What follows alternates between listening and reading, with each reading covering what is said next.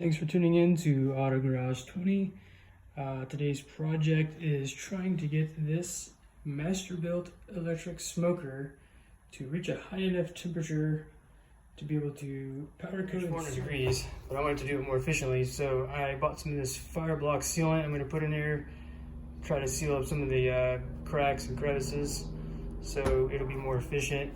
Got a couple of casters and some nuts and washers. Alright, got the wheels on. So that part's done. On to the next part. Alright, so the next thing I need to do is get this thing sealed up. You'll see the clip here in a second. It's leaking a lot of places around the door, kind of on the sides at the bottom, a couple other places. I got this plug here from my powder coating kit.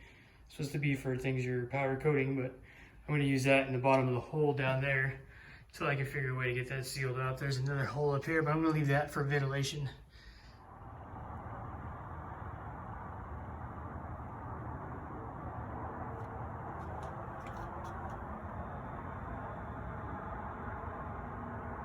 And got her all sealed up.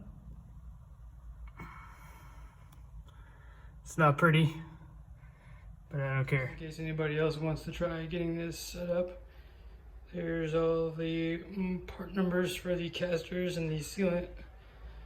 Okay, so we're starting out at about 100 degrees.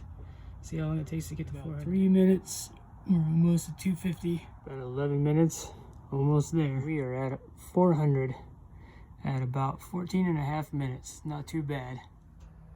This is the aftermath of the sealant. It just solidified.